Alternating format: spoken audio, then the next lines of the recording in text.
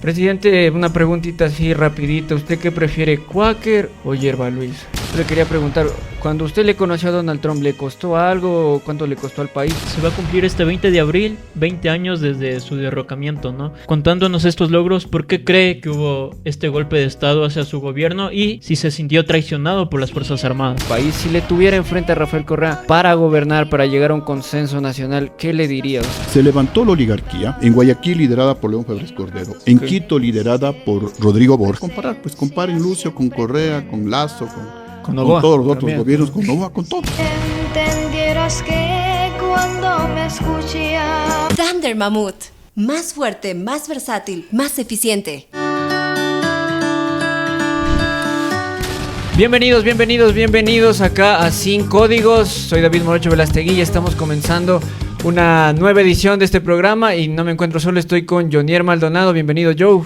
Hola David, un gusto estar aquí en este nuevo programa para los jóvenes y desde los jóvenes y además con un invitado de lujo, ¿no? Como el presidente Lucio Gutiérrez. Bienvenido, presidente. ¿Cómo está? ¿Cómo ha pasado? Bueno, realmente muy contento de estar aquí con jóvenes. Me siento uno más de ustedes, así que a gusto y aquí pues para conversar sobre todo lo que preparado, todo lo que se les ocurra de política, de todo, ¿no? Yes. De todo. Presidente, una preguntita así rapidita. ¿Usted qué prefiere, Quaker o Yerba Luis? Yo prefiero Guayus Tea, definitivamente. Pero si porque, Quaker. Bueno, definitivamente Quaker, ¿no? Porque eso huele a más libertad, a respeto a los derechos humanos, a una democracia. En cambio, Yerba Luisa huele a sobreprecios, huele a corrupción, a prófugos de la justicia, huele a Maduro, a Nicolás Maduro, en donde no hay un régimen totalmente democrático, sino un régimen más bien dictatorial, en donde no se respetan los derechos humanos, no se respeta lo que piensan los jóvenes, no se respeta la propiedad privada.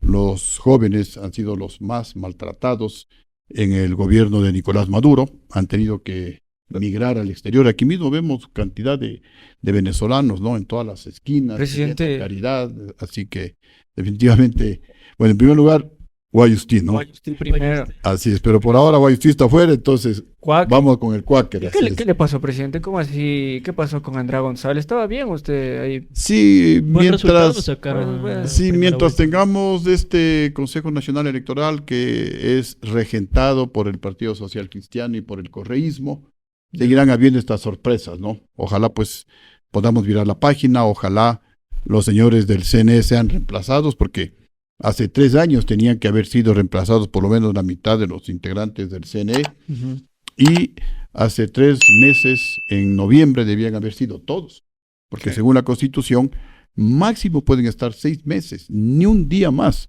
pero los socialcristianos y los correístas en la Asamblea Nacional les protegen y fueron los beneficiados de estas elecciones. Por eso decía, ojalá pues se pueda virar la página, haya nuevos integrantes del CNE, ojalá pues gente que no se venda, ¿no? Gente que respete absolutamente la voluntad del pueblo expresada en las urnas, porque para eso está un Consejo Nacional Electoral, ¿no? Para que respete lo que el pueblo decida, vote por el que vote. Presidente, ha pasado ya una semana de la campaña electoral y ¿cómo ve usted la situación? Tenemos 2 fotos que nos dicen algo, ¿no? Primero la foto de la alianza entre Pachacuti y Revolución Ciudadana y después la foto del presidente Daniel Noboa con el presidente Trump. Definitivamente la segunda, yo pienso que es la que genera esperanza, genera expectativas, es decir, la foto del presidente Daniel Noboa con el presidente de Estados Unidos, Donald Trump, ¿no? ¿Usted le conoce, no? Yo lo conozco, él estuvo aquí en el Ecuador, él nos vino a visitar acá al Ecuador, cuando en nuestro gobierno y en nombre de todos los ecuatorianos realizamos por primera vez el concurso Miss Universo, que realmente fue una oportunidad espléndida. Nos vieron alrededor de 1.000 millones de habitantes en el mundo, que se extasiaron de las bellezas naturales que tiene el Ecuador en las Islas Galápagos, en las playas de nuestras costas, la región interandina, la biodiversidad de la Amazonía. Como anécdota, pues la mayoría de candidatas a Miss Universo, incluida la que ganó una australiana, no sabían de la existencia del Ecuador. ¿Ah, sí? Recién se enteraban del Ecuador porque había el concurso Miss Universo en el Ecuador.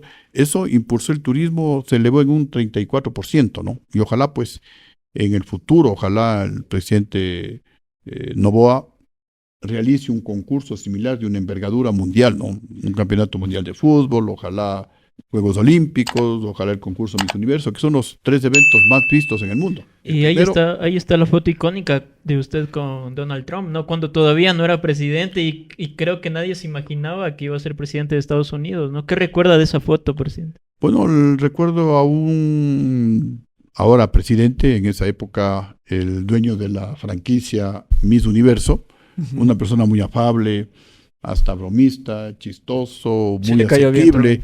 Trump. Sí, a mí me cayó muy bien, ¿no? Por eso yo siempre era fan de Donald Trump, ¿no? Siempre pensando que le haría bien a los Estados Unidos y al resto del mundo si gana Donald Trump, ¿no? Presidente, y se ha hablado, ¿no? De que Daniel Noboa contrató un lobby, personas más o menos le acerquen a la oficina de Donald Trump, a la Casa Blanca.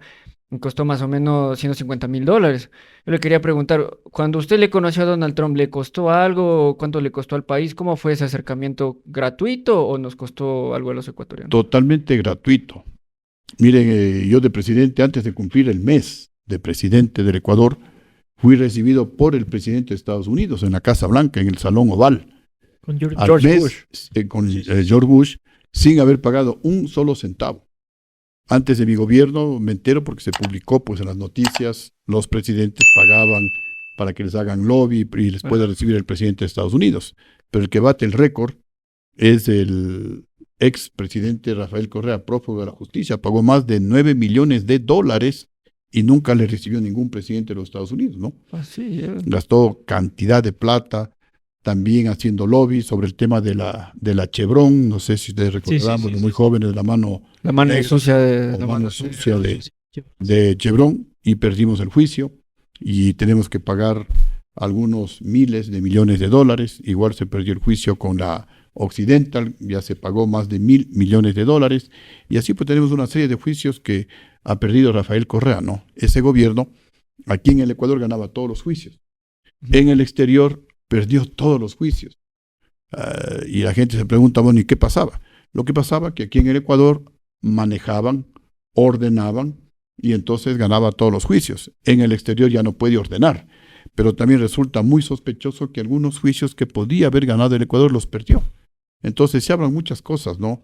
Y dada la forma de actuar de ese gobierno, a lo mejor podrían ser ciertas, ¿no? Que como no les importa el dinero del pueblo ecuatoriano, por ahí se ponen de acuerdo con los jueces en el exterior, lo que me parece un poco difícil, ¿no? Pero hay una serie de rumores. El resultado es que hemos perdido varios miles de millones de dólares que estamos pagando los ecuatorianos por culpa de la irresponsabilidad, de la mediocridad del gobierno correísta. Y eso significa menos dinero para educación, eso significa menos dinero para universidades, menos dinero para escuelas, para colegios, eso significa menos dinero para medicina en los hospitales. Hoy mismo que la gente se queja que en los hospitales públicos prácticamente no hay medicina.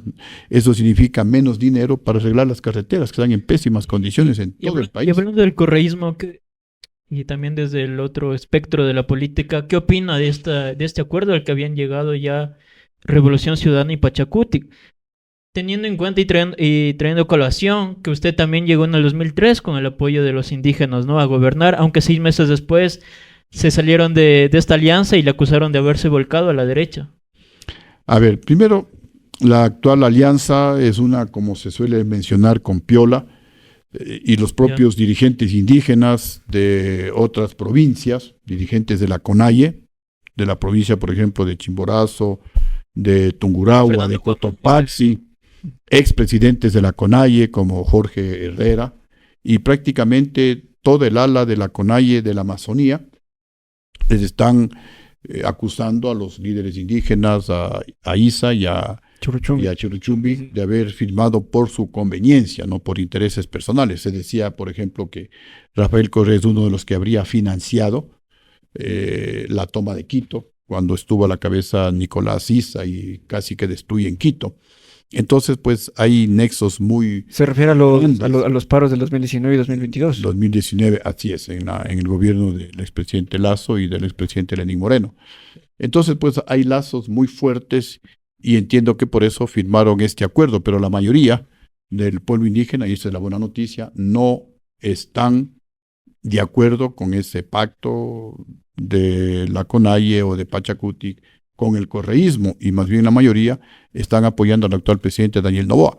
¿Qué pasó en mi caso? No se firmó ningún pacto, fue una alianza, ganamos la presidencia de la República y lamentablemente ciertos líderes indígenas a veces se dejan llevar por la politiquería.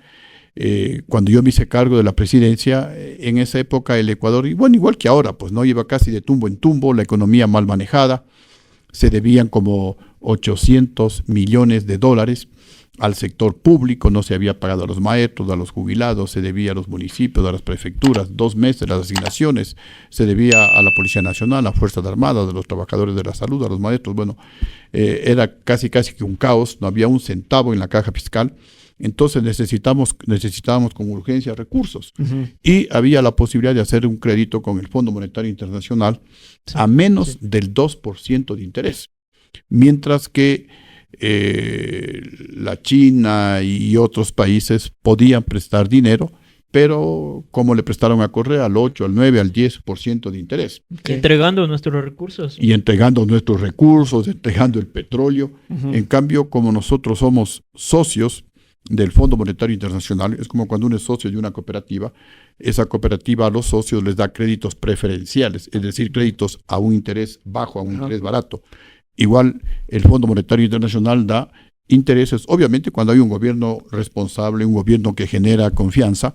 A mí me daban a menos del 2% de interés. Entonces yo le dije a los líderes indígenas, a ver, si ustedes me consiguen en Venezuela, en Cuba, en China, en Rusia, en Albania, en cualquiera de los países comunistas, a un interés igual al 2%, correcto, porque yo necesito el dinero para pagar al sector público. Los trabajadores no tienen cómo educar a sus hijos, cómo curarles cuando se enferman, la gente está sufriendo. Es cierto que no es mi responsabilidad porque yo recién me hacía cargo del gobierno, pero me habían electo presidente para solucionar los problemas, no para decir, pues ese no es mi problema y vayan a cobrarle al presidente saliente. Tenía que solucionar. Y tomé la decisión de hacer el crédito al Fondo Monetario Internacional guardando celosamente el dinero de los ecuatorianos. Eso le resintió a los líderes indígenas, Movimiento indígena, ¿no? que estaba inclinándome ante el Fondo Monetario Internacional, ante los Estados Unidos, y nada de eso, ¿no? Simplemente Minapacar y Luchumacas, ¿no? Sí, no hay actitud más soberana que tomar decisiones en beneficio de nuestro pueblo. Miren, si ustedes revisan las estadísticas, en el gobierno que más creció la economía es en el gobierno de Lucio Gutiérrez, cerca del 9%, más del 8%. Inclusive el crecimiento de la economía más alto de toda América. Presidente, en nuestro gobierno. ¿y por qué? Yo le quiero preguntar como joven y un poquito contextualizando la historia política del Ecuador. ¿Por qué se le enojó con Rafael Correa? ¿Cuál es en el caso, digamos, presidente, que gana Luisa González y pierde Daniel Noboa? ¿Usted estaría dispuesto a dialogar con Rafael Correa por la un consenso por la gobernabilidad del país? Si le tuviera enfrente a Rafael Correa para gobernar, para llegar a un consenso nacional, ¿qué le diría? O sea, ¿qué postura tomaría usted? Yo lo que le diría primero es, a ver, tenga la decencia, tenga la dignidad, tenga la hombría de bien y venga a dar la cara en el Ecuador. Un presidente ecuatoriano no puede estar prófugo de la justicia. Un presidente que fue electo democráticamente tiene que, si cabe la frase, tiene que pagar el precio de haber sido presidente de la República. Yo sé que estar preso es durísimo, pero yo vine a la cárcel estando el gobierno golpista en el poder, estando el vicepresidente Alfredo Palacio y Correa era ministro de Economía, estando los generales golpistas en el mando militar, los que me quitaron el respaldo, porque en el Ecuador y en el mundo los que dan los golpes de Estado son los generales, no es el pueblo. 500 personas no podían tumbar a un presidente que tiene los mejores logros sociales y económicos de toda la historia del Ecuador. Si ustedes revisan, en el gobierno en el que más se redujo la pobreza de toda la historia, desde 1830 hasta el día de hoy, es en el gobierno de Lucio Gutiérrez. En el gobierno democrático que más creció la economía de toda la historia del Ecuador, es en el gobierno de Lucio Gutiérrez. Según el Banco Mundial, 8.2%. que fue el primer dato del Banco Central del Ecuador. Después de que el Banco Central del Ecuador hizo bien los deberes, tomó todos los datos, el dato del Banco Central es del 8.82%. En todo caso, pues, creció la economía más del 8%, la más alta de la historia del Ecuador. En el gobierno de Lucio Gutiérrez, el Ecuador llegó a ser el tercer país de América Latina que más inversión extranjera recibía. Aquí en nuestro hermoso y pequeño país se invertía más que en Colombia. Aquí se invertía más que en el Perú, más que en Chile, más que en Argentina. Estábamos a un paso Y presidente, de enrumbarnos en un camino para ser un país del primer mundo, porque las decisiones que estábamos tomando, se iba a firmar el acuerdo comercial con los Estados Unidos y con la Unión Europea, Un que son TLC. nuestros principales socios comerciales. Eso significaba exportar más, es decir, generar más empleo, y también significaba inversiones mayores en el Ecuador, lo que también iba a generar empleo. Habíamos sacado a licitación la construcción de la refinería de Jaramijó para procesar 300,000 barriles diarios de petróleo y pasar de ser solamente exportadores del crudo de petróleo e importadores de los derivados del petróleo. Es como pasa, pues actualmente exportamos cacao e importamos chocolates. Entonces, con esa refinería en Jaramijó íbamos a pasar a ser exportadores, no solamente de crudo de petróleo, sino también de derivados del petróleo. Eso significaba un ahorro de como 4,000 millones de dólares al país. Presidente, pero y se había contratado, otro tema importantísimo, se había contratado la construcción de la autopista Quito-Guayaquil de 8 carriles en 400 millones de dólares. Con esto se hubieran acabado los sobreprecios, porque la ruta viva que se construyó con Correa, de 11 kilómetros, que debería haber costado 11 millones de dólares, nos costó a los ecuatorianos como 200 millones de dólares. Se robaron casi 190 millones de dólares. Y la ruta Collas, que tiene como 12 kilómetros, que hubiera costado 12 millones de dólares, construida en cualquier país del mundo, en Alemania, que es en donde creo que es más caro, no cuesta más de $1 millón, un kilómetro de autopista. Esa costó como 320 millones de dólares. 320 millones de dólares. presidente, tocando ese tema, quizás va a ser un episodio amargo para usted recordar esto, pero se va a cumplir este 20 de abril, 20 años desde su derrocamiento, ¿no? Contándonos estos logros, ¿por qué cree que hubo este golpe de Estado hacia su gobierno y si se sintió traicionado por las Fuerzas Armadas? A ver, jóvenes, miren, mi gobierno, ahí están las cifras y podemos con cualquiera pues discutir, no les guste esto escuchar a los correístas. Yo daba una conferencia en la Flaxo, en donde creo que el 99% son correístas, pero tuvieron que admitir frente a las estadísticas, en mi gobierno, repito, en todas las cifras son las mejores de la historia del país. Miren, cojamos el tema del petróleo, pero ya voy a la pregunta suya. Yo me hice cargo en 370,000 barriles diarios de petróleo, que es lo que más o menos está ahora. En 2 años y medio de gobierno lo elevamos a 560,000 barriles diarios de petróleo, en una proyección de llegar a 1 millón de barriles diarios de petróleo. Y los gobiernos, especialmente el de Correa, han sido tan ineficientes, se dedicaron solo a robar, solo a hacer negociados con el petróleo, que hubiera sido bueno que suban la producción, por lo menos a unos 600,000, 700,000 barriles, o que por lo menos mantengan lo que yo dejé, 560,000 barriles, pero repito, fueron tan ineficientes, tan irresponsables, tan corruptos, que la producción bajó con Correa a 400,000 barriles. Y de ahí no se ha podido levantar, porque no se dedican a gobernar, no se dedican a trabajar, se dedican a hacer negocios, a ver cómo venden el petróleo, y por eso hay casos escandalosos de corrupción en el gobierno de Correa. El señor Nielsen Arias, el que hacía los negocios, la venta de petróleo, está detenido en Estados Unidos y confiscados como 75 millones de dólares. ¿De dónde ese dinero? De los negociados. Pero ahora sí, se va a conmemorar 20 años y vale la pena recordarle al país. Eso, Miren, ¿quién le ecuatorianos. traicionó? ¿Qué pasó, ¿Qué presidente? pasó? Sí, ¿Qué pasó ese 20 de abril del sí. 2005? Si bien es cierto que siento una no total satisfacción, porque siempre se pueden hacer mejor las cosas, pero repito, si ustedes comparan los datos estadísticos de mi gobierno con el de Correa, con cualquiera, desde cuando comenzó el país, los datos míos son los mejores de toda la historia del Ecuador, dicho por el Banco Central, dicho por Petroecuador, dicho por la Flaxo, dicho inclusive por organismos internacionales. ¿Y por qué el golpe de Estado? Lo que siempre también preguntan, especialmente cuando voy al exterior, los jóvenes, oye, pero si tu gobierno estaba también, ¿por qué te votaron? Y justamente las causas del golpe de Estado son las que más a mí me enorgullecen. y las volvería a hacer 1000 veces. A mí ¿Cuáles, me cuáles votan, fueron?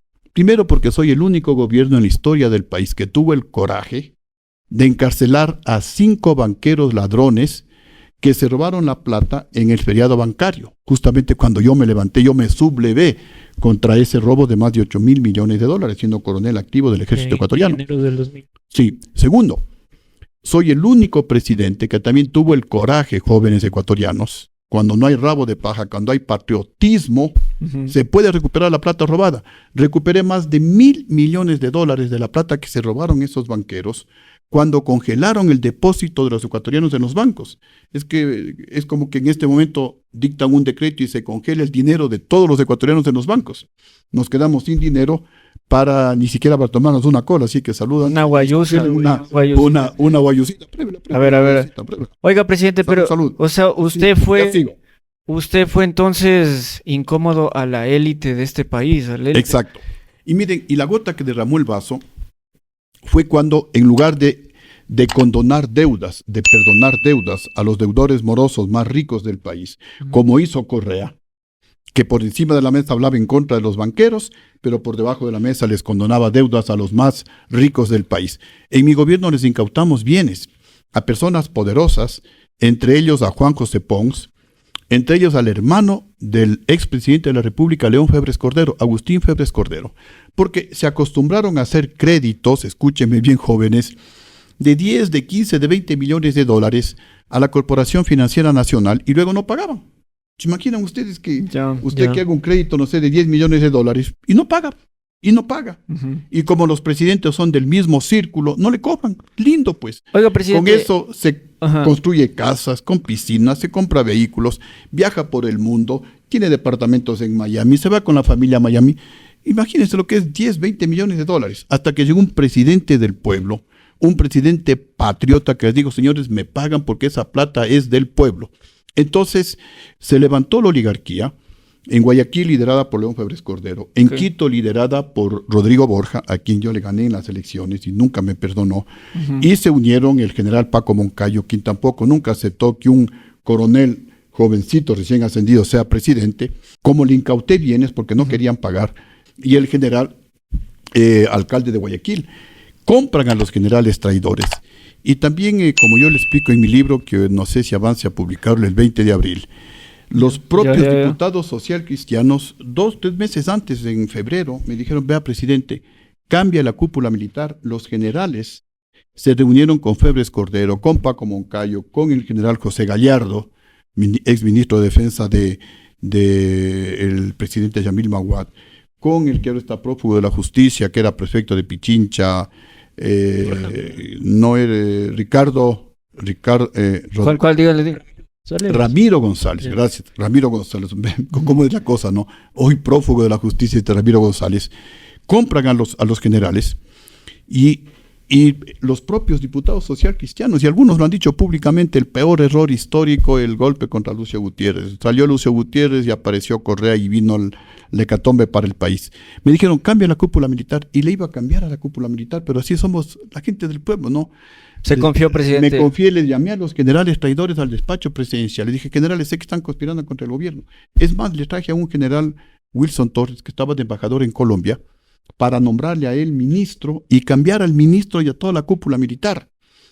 Pero estos generales me mintieron, me engañaron, porque me dijeron que jamás podían traicionar a un presidente, el único militar que ha llegado democráticamente al poder.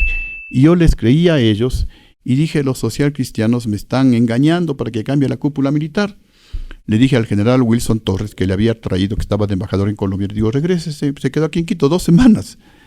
Y no cambio la cúpula militar. Estoy hablando del mes de febrero del año 2005. Y en abril. Le cambiaba la cúpula militar y no pasaba nada. Y en abril son los generales. Bueno, también es un cuentito un poquito más largo. Me drogaron. Esta población que se levantó, que se los ha denominado los forajidos. Mire, sí, o sea, algunos entiendo que lo hicieron porque... Correa estaba entre los forajidos, pues. Claro, o sea, unos lo hicieron porque lo sentían y democráticamente es su derecho. Pero creo que ninguno quería que se le mate al presidente y ni siquiera derrocarle al presidente, tal vez protestar, porque el Ecuador no se paralizó ni un segundo. Pero Cuando los generales me quitan el respaldo, ahí se cae el gobierno. Los forajidos fueron utilizados y algunos llegaron al poder, pero para saquear al país, pues entre ellos Rafael Correa. ¿Y no se sintió traicionado por Alfredo Palacio, que era su vicepresidente? Alfredo Palacio fue un títere de los socialcristianos, no de todos los socialcristianos, porque los diputados, al menos una buena parte, comenzando por el jefe de bloque de los socialcristianos, no estaban de acuerdo con el golpe, y por eso me avisaron a mí a tiempo. Ahí también yo tuve la culpa. Yo reconozco por haber creído en la palabra de los generales y no en lo que me decían. Y no solamente los diputados socialcristianos, algunas personas, pero yo decía, ¿cómo fue un golpe de Estado si la economía crecía cerca del 9%, como nunca antes en la historia del país? Se generaban, según el Ministerio de Economía y de Trabajo, más de 250,000 empleos por año.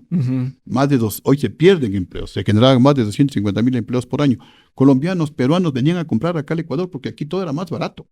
Entonces, es imposible que haya un escenario para un golpe de Estado. Yo le quiero preguntar, usted con su experiencia, habiendo sido presidente de la República, ¿quiénes controlan al Ecuador? ¿Qué grupos de poder son los que controlan? ¿Quiénes son los que están detrás del escenario político y manejan los hilos de este país? Y que parecer usted les fue incómodo a ellos. ¿Quiénes son ellos, presidente? Son a veces estas élites que se acostumbraron, como ya les mencioné, estos deudores morosos, por ejemplo, hacer créditos, sacar plata, vivir del dinero que es de los ecuatorianos y no pagar. Entonces, de pronto, miren, ¿por qué le tumbaron a Lucio Gutiérrez? Porque entre esos 500 personas, a veces a lo mejor 1,000 personas, tal vez 2,000 personas en algún momento que salieron a protestar, no había un indígena, no había un trabajador, no había un agente del pueblo, porque el pueblo estaba bien. Las que se sentían incómodas eran las élites de la banca, porque encarcelé a banqueros, porque les saqué la plata del bolsillo a los banqueros, algunas élites políticas, porque un coronel que no era del establishment político. Paco Moncayo, usted mencionó. Paco Moncayo, los generales, que también son la élite militar, élite política, élite militar, élite económica, los banqueros, los medios de comunicación. Teleamazonas fue uno de los que más impulsó el golpe de Estado. ¿Por qué? Porque no les daba pauta. Porque les dije, señores, estamos en una economía de guerra. Es que es la única forma frenar el despilfarro del dinero. Conmigo, 0 asesorías, que es un robo infame que se le hace a la economía del país. 200, 300,000 dólares, una asesoría, una consultoría que no sirve para nada, que nadie lee. Los ministerios están llenos de carpetas que han pagado millones de dólares que nadie lee, que es una forma de robarle al pueblo, de darle al amigo, al compañero por ahí que le presente una consultoría, 400,000, 500,000 dólares. 0 compra de vehículos. Yo me movilizaba en los mismos vehículos viejos que recibí del presidente anterior, que había que acomodarlos. O sea, ¿para qué vehículos de lujo? Presidente, ¿y el grupo Noboa estuvo en su contra o estuvo a favor suyo?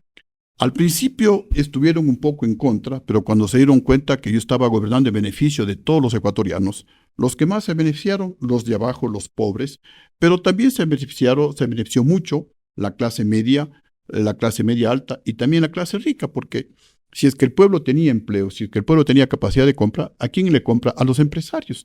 Entonces el país se estaba levantando, pues por algo los colombianos y peruanos venían a comprar al Ecuador, por algo están los indicativos que son los mejores del país. No les gustó a ciertas élites corruptas que les comience a poner en orden, a decirles, señores, esa plata es del pueblo y ustedes tienen que pagarle esa plata. Entonces, presidente, contratos, digamos, de juicios que los pierde el Estado, porque todo es corrupción. Conmigo comenzamos los juicios, el Estado comenzó a ganar.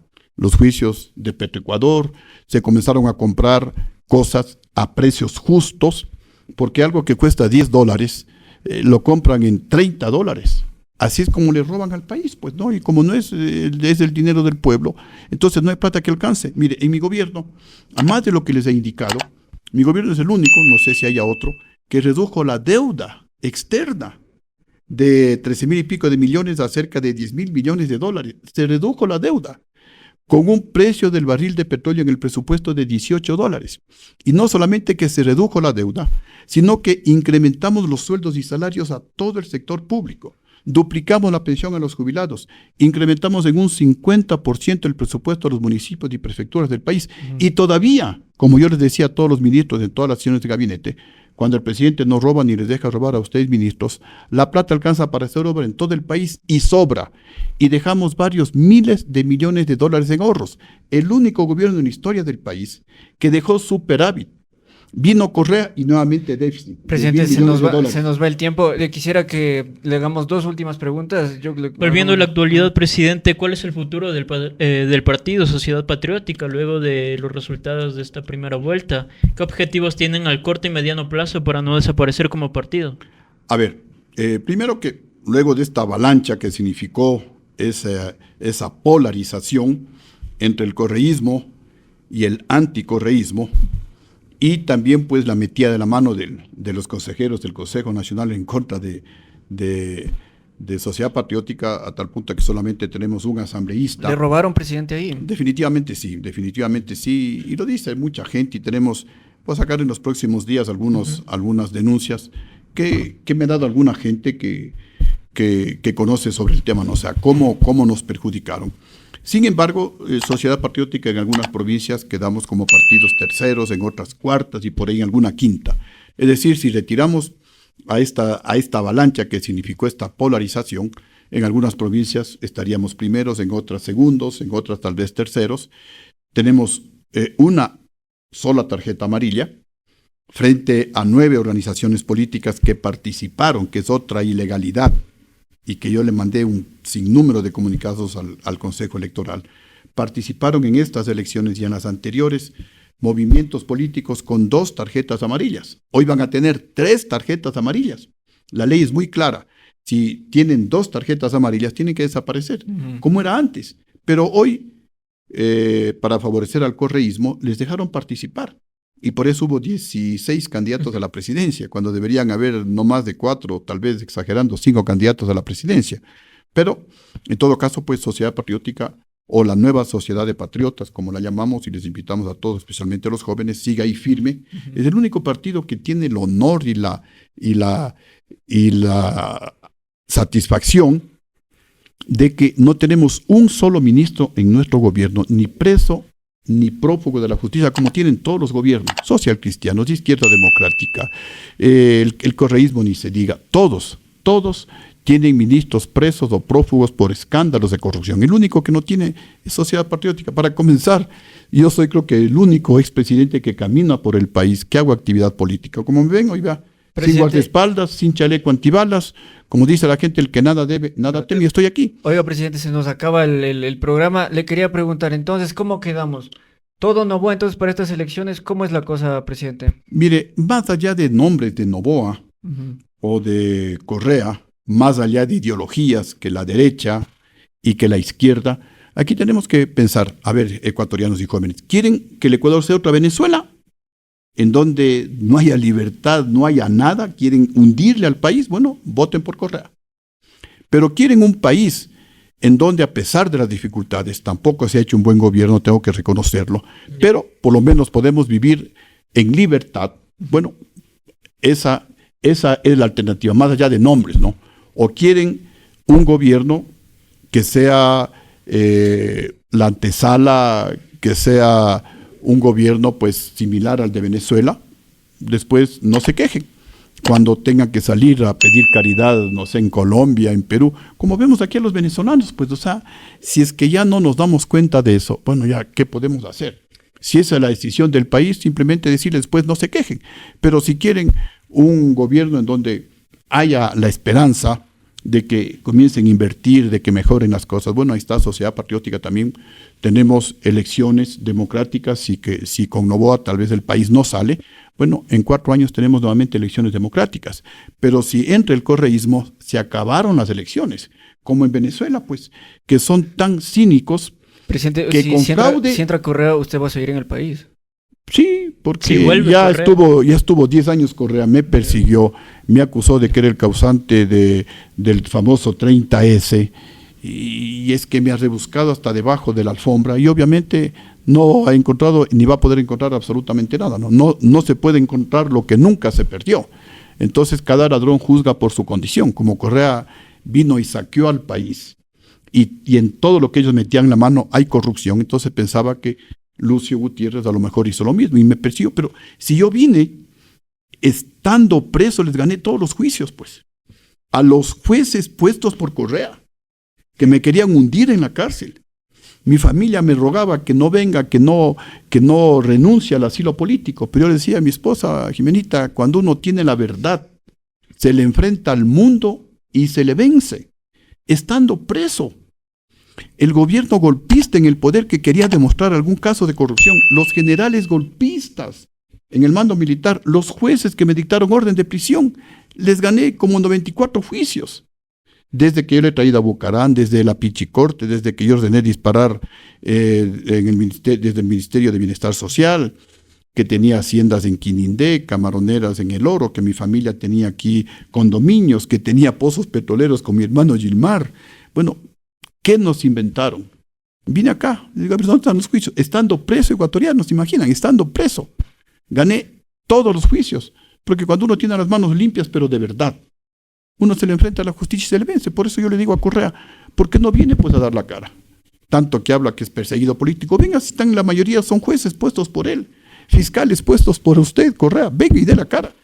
Pero cuando uno es honrado de verdad, me digo una persona como yo que sacrifiqué mi carrera militar, siendo el primero en todo desde cadete, el mejor graduado de la ESPE, no solamente de la Facultad de Ingeniería Civil, soy el mejor graduado de toda la ESPE. Presidente, se nos va el tiempo. Se nos acabó el tiempo. Creo que Salud. hemos tenido algunas Quedó cosas, claro, ¿no? ¿no? Conversar y como jóvenes nos queda claro también eventos, episodios de la historia política que Esperamos el concierne libro, ¿no? Para hoy, Sí, su libro, ¿verdad? Porque presidente? lamentablemente gran parte de la historia ecuatoriana está escrita con mentiras o con verdades a medias, dependiendo de los grupos de la oligarquía que estaban en el poder. Y por eso nos han mentido en un sinnúmero de cosas cuando la historia la escribe generalmente la clase media hacia abajo, que son los que cambian el mundo, que son los que producen el desarrollo de los países, ¿no? Así que sí, yo tengo que sacar ese libro para que el país conozca por qué le tomaron a Lucio Gutiérrez. Y si no, pues yo les digo, invito a los jóvenes, pregunten a sus papás, pregunten a sus abuelitos cómo era el gobierno de Lucio Gutiérrez. Y hay para comparar, pues comparen Lucio con Correa, con Lazo, con Noboa, todos los otros también, gobiernos, ¿no? con Noboa, con todos, pues no. Claro. Ahí está Con la todos. invitación. Están ahí las estadísticas, pues no, o sea, esas no mienten. Ahí están las estadísticas, las mejores, en todos los órdenes: reducción de la pobreza, crecimiento de la economía, producción diaria de petróleo, inversión extranjera, generación de empleo, etcétera, etcétera, en el gobierno de Lucio Gutiérrez. Y Lucio Gutiérrez es el único presidente que está aquí, que camina por el país solo, sin guardaespaldas, sin chaleco antibalas. Nos vamos, presidente, entonces nos vamos. Agradecidos por la presencia del presidente, el expresidente Lucio Gutiérrez y actual asambleísta por Sociedad Patriótica. Nos quedamos con bastantes conclusiones. Sí, Gracias, sí, presidente. ahí está la invitación hecha y nos vemos en el próximo episodio de Sin Códigos. Muchas gracias, presidente. A ustedes, muchas gracias, les felicito, jóvenes. Muchas gracias, Muy bien, Gracias, presidente. ya ve, la juventud es la que tiene que cambiar al mundo.